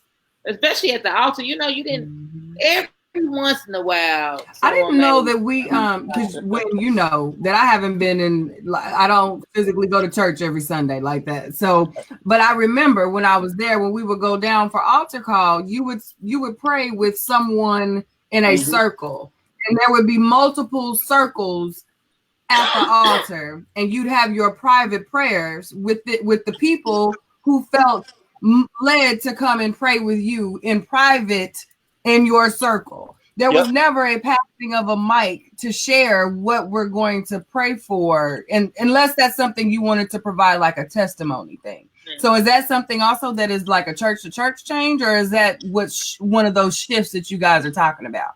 Well, I don't even do testimony service. I let people, if a person has a testimony to tell, they have to come tell it to me first, because people don't know how to testify. They say too much. So, and then if you can't say it like to me, then what we'll do, the next thing we'll do, we'll videotape you so we can edit it out, so it can come across and actually be inspiring to somebody. The other thing is, like, okay, so I have the gift of the word of knowledge. But even as God has given me the word, if I stand somebody up, it's still my responsibility to make sure that what God is saying comes out in a way that doesn't damage the person. They're in a very vulnerable place. Yes. So the fact that they even stood up to hear the word of the Lord, I've still got to be careful. You know, I can't be like, the Lord told me you used to be a hoe, but not no more. I mean, I can't, I can't say that, You know, there's things that I've seen about people, and I'm like, okay, so you were in a very dark place. And I just, it's just I just color it. But we don't really have that today. And shameless plug, I know you don't go to a physical church, but Chosen Generation Church is so different. It's just so different. You ought to come by one day. Yeah, it's just. I may do that. I don't play. People are kind of shocked when they come. It's just certain things that we just don't do, because, I feel like this as a pastor. I feel like for God to send me a human being that has feelings, that has emotions, that has a soul, He's saying, no matter how many people are in that room, I trust you. For me to abdicate or ruin that trust, like, kind of shows my integrity. So I take that stuff very seriously. And we have people. I had a lady that joined our church not too long ago. I mean, extremely abused in church. Extremely abused. She's one of the few white people that go to our church, but she was comfortable being around us. I love her to death. And she was just like, I don't want to be controlled. And I understood, as soon as she said that, I understood what environment that she came from. And so now, 6, 7, 8 months later, I get a text from her. She says, I can't believe that what I saw watching you on Facebook is the real way. She said, I never knew a church could be like this. And, I'd never had anybody say something to that degree. And I was like, wow, because we really, ministry is about people. Life is about people. And so it's just one of those things that if you're going to be a manipulator, there are other professions. It's called a pimp. If you want to be a pimp, go be a pimp. You don't have to do it. You don't have to do it in the pulpit. You can do it on the street and probably make more money. Yeah. I think it goes back to that word that you said, with the two words, and that's integrity and character. There are certain things that my integrity just won't let me do, and they won't let me continue to do them, or not change or do something about what I did. Like, if I make a mistake, there's in me that should say, you need to go fix that. And I don't think I think that if we're going to lead people, if we're going to, let's go back to the beginning of this, if we're going to understand the blueprint of our life, we got to understand that in order for us to get to any place of success, it's got to be the right way. There's got to be a level of integrity. There's got to be a level of character. There's got to be a level of trust from people, which brings me to my last question. That was real strong, man. Yes. I've been working on my trip. Kirk Franklin. Did you see Kirk Franklin's video? I did. See this one? QK, a gentleman confronted Kirk Franklin. I saw it in my feed, but I didn't get a chance to click it today. No, Gentleman I'm going to though, because it was crickets, which let me know he did something right on your page. Nobody had anything to say, so I was like, "Ooh, he must have got him." The gentleman told Kirk Franklin that he was not representing God well by what he does in the BET Awards, by his dancing, he's leading people to hell, et cetera, et cetera. And Kirk, tried to have a conversation with him, and the end of it was, Kirk, listen, after tonight, why don't we sit down and talk, and so we can come to an understanding. And then he said, well, can we shake hands? And the gentleman would not shake Kirk Franklin's hand because he said, if you your hand, it would mean that I agree with you and I don't agree. So Kirk said, okay, we'll talk after the show. Dan, what do you have to say? Did Kirk handle that well? Man, I think he handled it well, because the way that dude, first of all, why was he, they're this close and he's still using the megaphone. It's weird. So, so he's trying to show off. He really didn't know the Bible that well. That's what I want to tell him. Kirk, I wish Kirk would have told him that. And the other thing was that he was so mean spirited that, I mean, let's say Kirk was really wrong. How could you win him? Yeah. I mean, you tried to ask him that too, actually. That was one of the questions he asked, like, do you think this is the right way to tell me you disagree with me? Yeah. Man, the first time I ran into, my brothers and sisters who are Israelites, I call them my brothers and sisters. Man, those guys surrounded my car. I was at the library. And I'm like, I got my daughter in the back. She's 4 years old at the time. I'm like, what are y'all doing? I said, hey, man, I got to go. I was at the Village Library here in Oklahoma City. And I was like, I got to go. They was like, no, man, you a good teacher, but you just teaching the wrong thing. I said, okay, give me a time and a place, and I'll come sit down and talk with you. And so they was like, I'm not moving until and I said, wait, I said, okay, well, I said, I'm getting ready to run you over. So I moved my car forward. They was like, hey, you almost hit me. I said, I just told you that I got to go. Right. So my daughter's right. And I said, okay, so this is it. I said, let me ask you a question, man. I said, now I don't want to talk to you. I'm canceling the meeting. I said, because your approach is so negative. And so this guy, I've seen people do that to Jakes at his leadership conferences and MegaFest, parades of people standing out. And I said, okay, you'll never get a meeting with the man that way. You'll never do it. Kirk just happened to be outside. And so I think he handled it extremely well. And he granted him an audience when, I'll be honest, I probably would not have. He was really working with the Spirit that day, because I'd have been like, he granted him an audience, which means this guy is probably going to, I'm telling you, man. Like, y'all pray for me. Like, I tell people, I ain't perfect and I ain't trying to be. It's just, I don't get angry quick, but there are certain things that take me from 0 to 100. And, you embarrassing me publicly, I'm still working on that. I don't do well with that. But, he's just popping off at the mouth. You think because you watch one BET Awards. Yeah. You know me. Let me what I'm about. Let me just say this. I had to, and it even changed my mind. So everybody remembers Joseph in the Bible. So he became the second most powerful man in the world in Egypt. He was a prince of Egypt. Okay. So when his brothers saw him after all those years, he was so entrenched in Egyptian culture, they didn't even recognize him.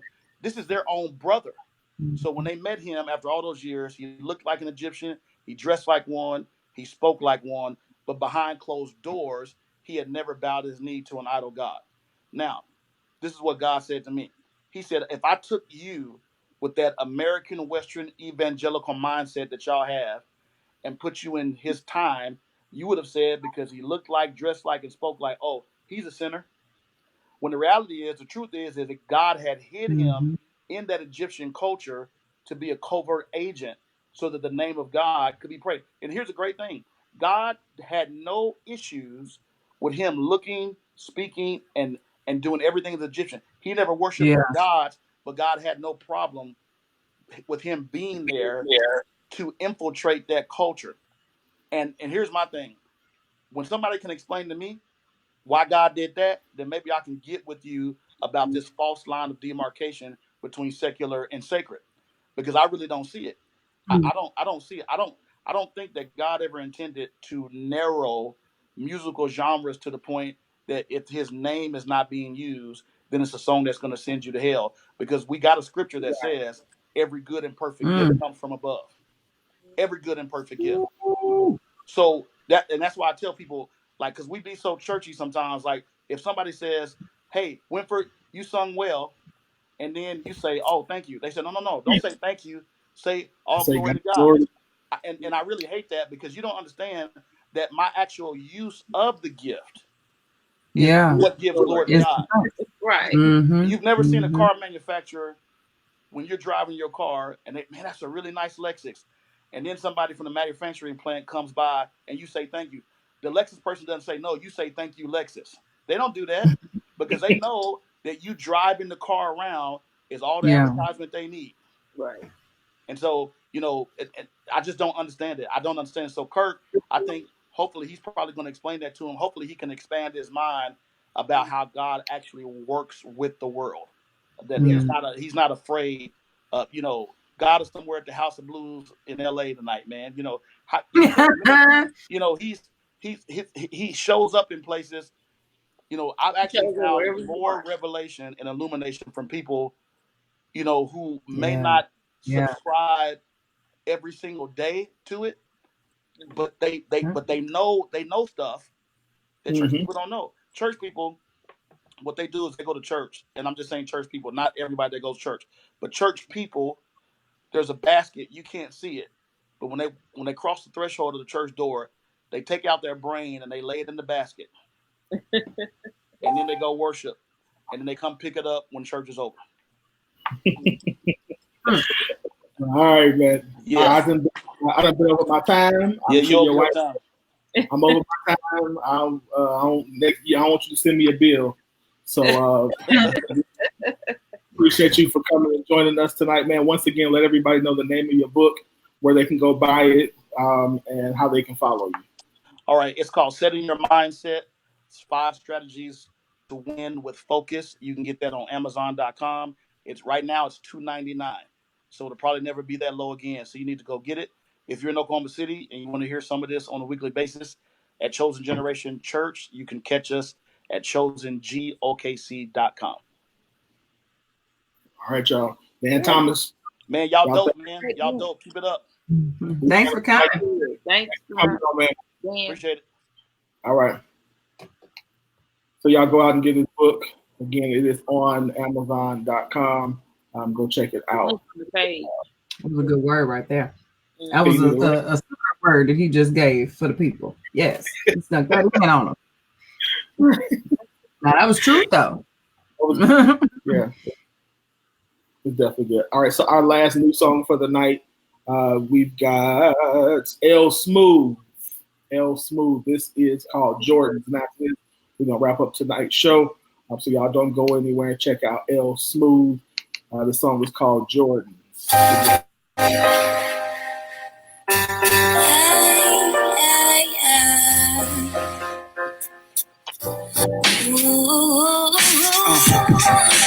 got a pair of Jordans. I really can't afford them, but I got a pair of Jordans.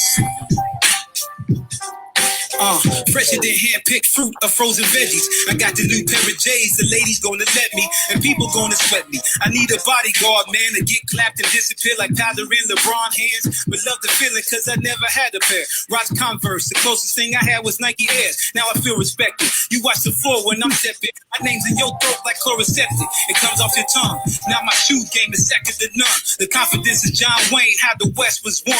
And I'm winning too. I stole 200 and change just to get y'all to like me and some kicks with a name. It works temporarily and what my life's about. Knew about J's before I knew how to count. These 11s and the ones got me on another level. I'm mad crazy for six and sell my soul to the devil. If I didn't have J's on speed, if I didn't wear no diamond rings, would you notice me? Would you notice me? If I didn't rock no new guitars, if I shopped at the dollar store, would you know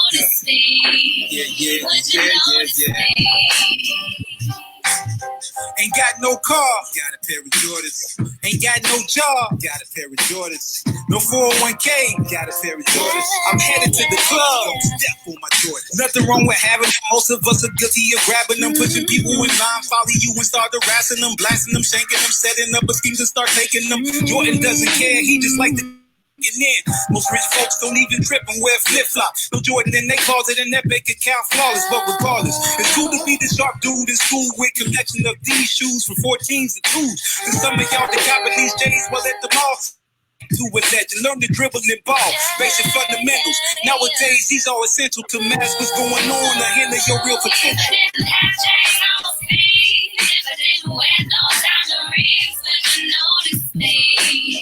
Would you notice me? If I did a rock on no guitar, if I shopped at the dollar store, would you notice me? Would you notice me? Would you notice me? If I had chains upon my feet, would you walk on by?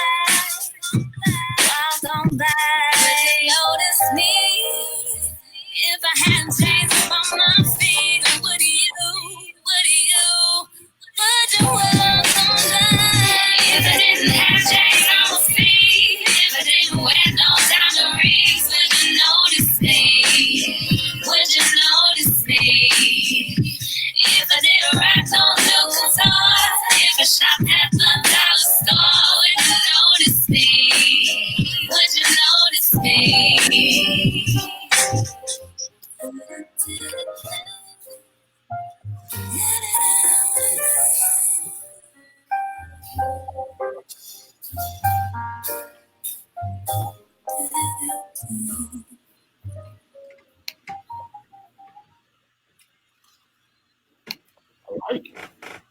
I like that. That was cool. I like. Cool song. Yeah. All right, y'all. It's time to wrap.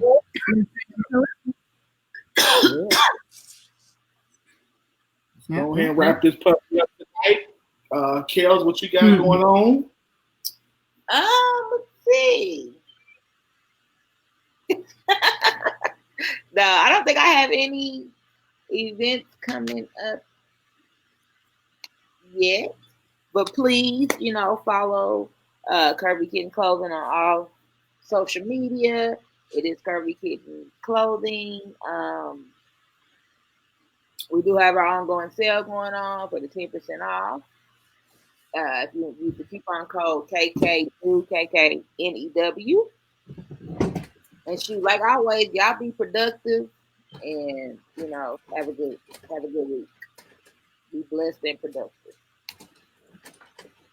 That's all I got. You? Did you say Q? Yeah. Mm-hmm. Okay, sorry.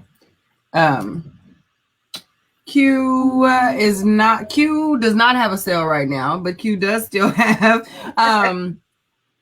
plenty of cocoa mango twist and go cream and sexy shea butter left from on last week. And those are available on the website, or you can hit me up. We did really, really good. I just want to say thank you to Liz Gates. And I know she worked with another young woman that I didn't get a chance to get her name committed to memory, but she put on a really, really great event this past Sunday. It was beautiful. It was hot outside. But we made it happen and made some good connections. Some collaborations happened. And I think some growth is coming from events like that. It was really, really beautiful to see all of that business and goal setting and vibe. It was just great. So I was thankful to be a part of that. So shout out to Liz Gates of Milongo Soaps and More. She put on a really, really dope event, and I will definitely be back. So thank you for providing a space for Elegance by Design to meet some new folks this past week, and looking forward to the next time. I don't really have a whole lot going on right now. I am planning for some things in August. So when I get more details for that, I will definitely share. All right. What's up? Hey, L Smooth, you're welcome, sir. Anytime. Continue with the good music, and we will continue to play it. Yes. A couple of things. So, of course, if are an artist as you saw tonight, and you want us to play your music, definitely send us your.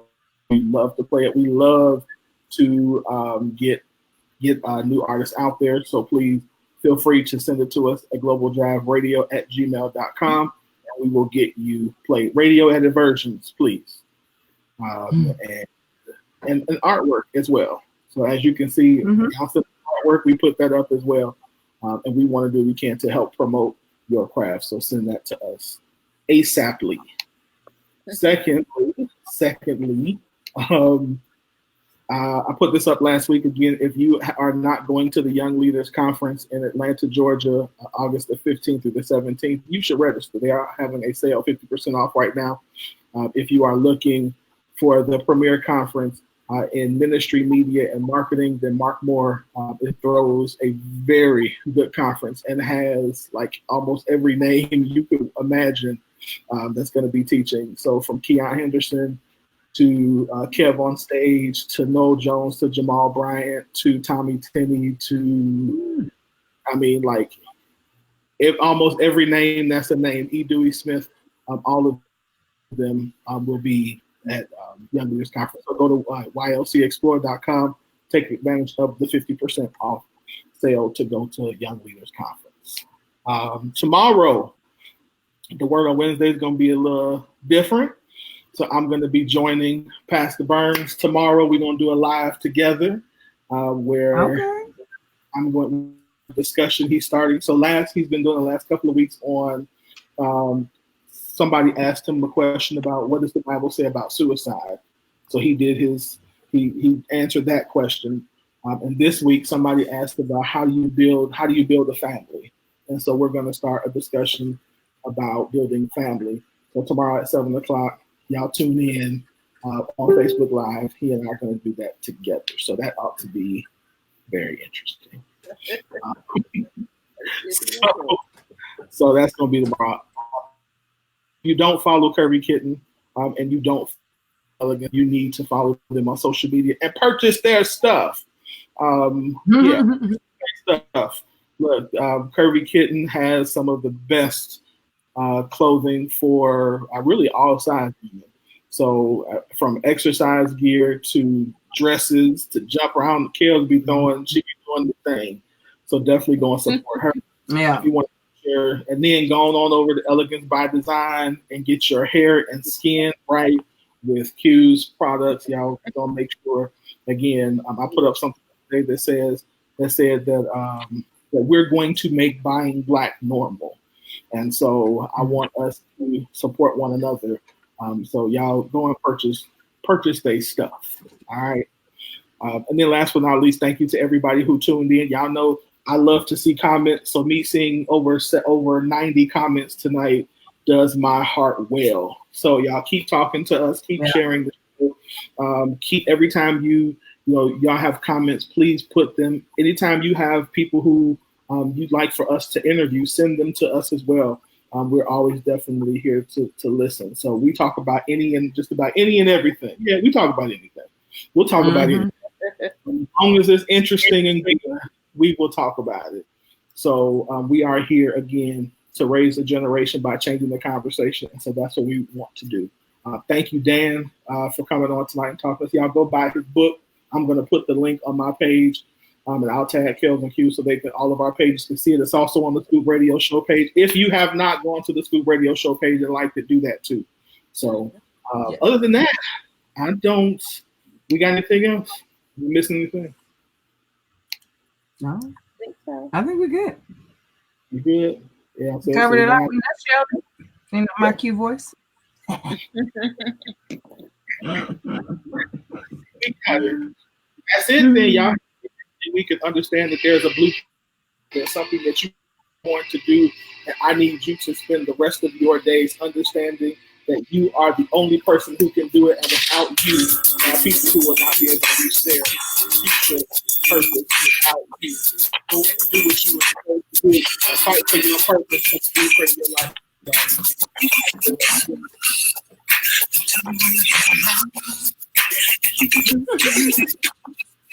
Why are you still here? And think about it, just try to keep it low and knock me to the floor, cause I don't wanna cry no tears. Wanna be believe this love is forever. And we keep taking this long, sweet road and pull it together. Baby, if this is it, I'm lost.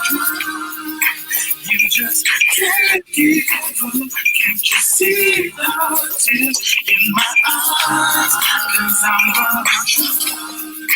Baby, I treat you right. Just give me one try. If this is this is Hey, for Stevie. Good night, y'all. Ooh, what I like about.